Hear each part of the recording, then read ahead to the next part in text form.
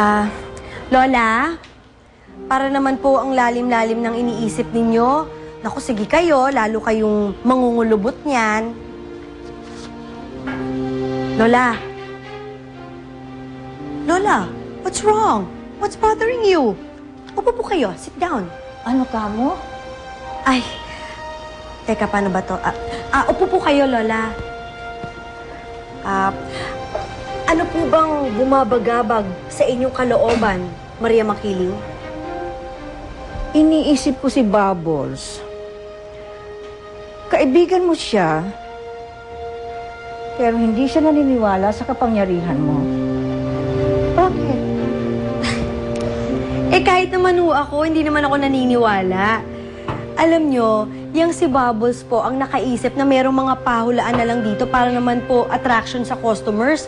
Alam naman po niyang racket lang tong mga hula-hula, kalukuhan lang po ito. Nagsimula lang naman po yung weirdness nung makilala ko kayo eh. Tsaka parang bumukas po yung third eye ko dahil sa inyo. Tsaka isa pa, alam niyo, hindi po ako naniniwala sa mga diwata na Maria Makiling. Mali ko bang may ganun po? Tsaka mali ko bang totoo pala yung mga hula-hula na yan? Isa kang manghuhula na hindi naniniwala sa hula. Dati po yun. Kasi kailangan ko ng racket eh.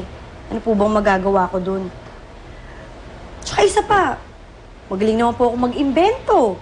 Tsaka marami naman po nagpapautusan. Kaya go na po sa mga panghuhula na yan. Pero kanina, iba po eh. Iba yung nangyari. May nakita po ako talaga. Tsaka, ngayon ko lang po naramdaman yun. Sarap pala ng feeling. Parang feeling ko, special ako. Lola, tanungin ko po kayo ha. Tuwing ho bang magkakaroon ako ng vision, i-epilepsihin ho ako? Yung, ganun po yung... Kung ang tinutukoy mo ay yung panginginig ng laman at yung pagtirik ng mata, Opo? nangyayari yun sa mga manghuhula kung nagsisimula pa lang silang dalawin ng mga pangitain. I-epilepsihin nga ako. Pangit. Pero masasanay ka rin. Balang araw mawawala ang mga ito. Lola, isa pang tanong ha. Makikita ko ho ba ulit yung dream man ko?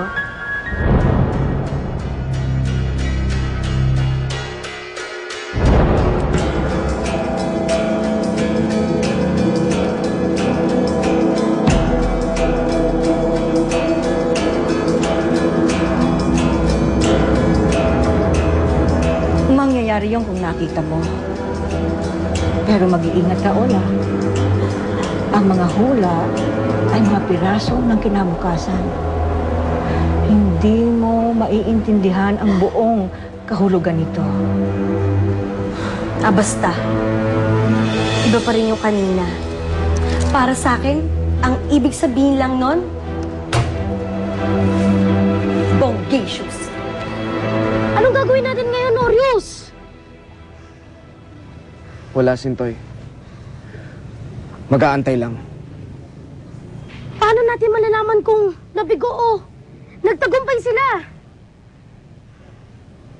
Kapag magtagumpay sila, Sintoy, iluluwa sila ng lagusan. Pag nabigo, Wala. Walang mangyari. Maliban sa may iwan sila doon at libre ng sakupin ni Lizardo ang nais ng sakupin. kinakabahan ako, Orius. Mga bata pa lang sila. Wala pa nga isang araw ang kanilang pagsasanay eh. Tapos binigyan mo sila ng mahirap na pagsubok. Ikaw nga eh. Ilang taon ka nagsanay bilang eskrimador. Nung ginawa mo tong pagsasanay na to. Oo. At muntikan pa ako mabigo. Pero alam mo, Sintoy, iba sila eh. Mga batang panday sila. Sila ang pinili ng espada para labanan ang kasamaan ni Lizardo. Wala na tayong ibang paraan eh. Wala na rin tayong oras para palabasin ang kanilang mga sandata. Ito lang. Pero pwede silang mamatay. Magtiwala ka lang, Sintoy. May dahilan ng espada kung bakit sila ang pinili. naniniwala ako na hindi sila mabibigo